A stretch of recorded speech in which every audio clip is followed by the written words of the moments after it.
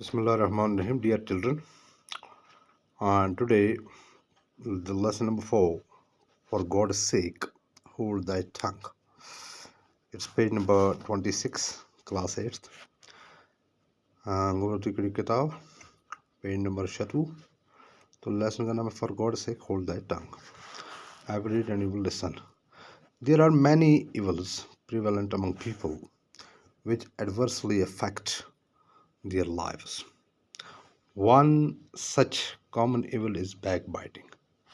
In this lesson, the evil effects of backbiting have been highlighted through various religious and non religious sources. Read the lesson and find out the evil effects. This is the little introduction of the lesson, and in it, the writer says that there are many evils prevalent among people which adversely affect their lives. कि ज़िंदगी में लोगों के हिसाब किताब में बहुत सारी ऐसी चीज़ें आ गई हैं जो उनकी ज़िंदगी को बुरे तरीके से एडवर्स तरीके से असरअंदाज करती हैं. One such common evil is backbiting. तो उनमें से एक आम जो चीज़ हो चुकी है वो है बैकबाइटिंग, यानी पीठ पीछे किसी की बुराई करना. In this lesson the evil effects of backbiting have been highlighted. तो इस लेसन में आप देखोगे कि इस बैकबाइटिंग के जो बुरे असरात हैं उनको हाईलाइट किया गया है, उनको सामने लाया गया है through various religious and non religious sources. बहुत सारे मजहबी और गैर मजहबी जो सोर्सेस हैं, ज़राए हैं, उनके ज़रिए से. Read the lesson and find out the evil effects. Lesson को पढ़ो और जो भी इवल इफेक्ट्स हैं उनको खुद बहुत देख लो. अब लेसन स्टार्ट होता है. Like our hands, our tongue has the power to do good और evil to others. So it's common in humans to do down others by speaking ill of them behind their backs. The Quran admonishes those who indulge in such activities. It says, "We to every kind of scandalmonger and backbiter." This is chapter number 104, verse 1. तो देखिए जो पहला passage है, पहला paragraph, उसमें क्या कहा जाता है कि like our hands our tongue has the power to do good और इवल टू अदर्स.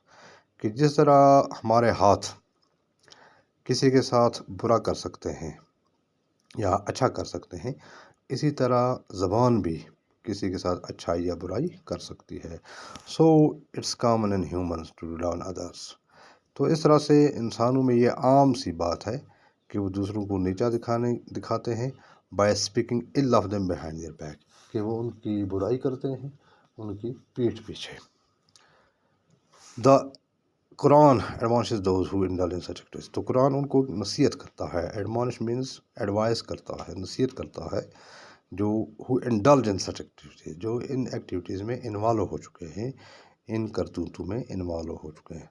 तो उसके लिए कुरान की आयत का तर्जुमा यहाँ पे दिखाया गया है. इससे क्या कहता है, we to every kind of scandal मॉन्जर and बैकबाइटर, कि बहुत ही ख़राबी है उस इंसान के लिए जो किसी भी किस्म की बैकबाइटिंग करता हो, पीठ पीछे बुराई करता हो, स्कैंडल मॉन्जर मुनाफिकत करता हो.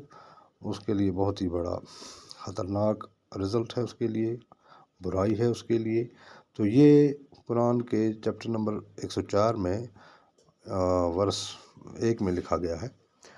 इन द अबव कोटेड आयत, होली वर्स, कि जो ऊपर कोट की गई है, लिखी गई आयत, Holi verse, to voices are strongly condemned in the strongest terms, कि दो चीज़ों को बड़े ज़ोरदार तरीके से कंडेम किया गया है, मजम्मत की गई है.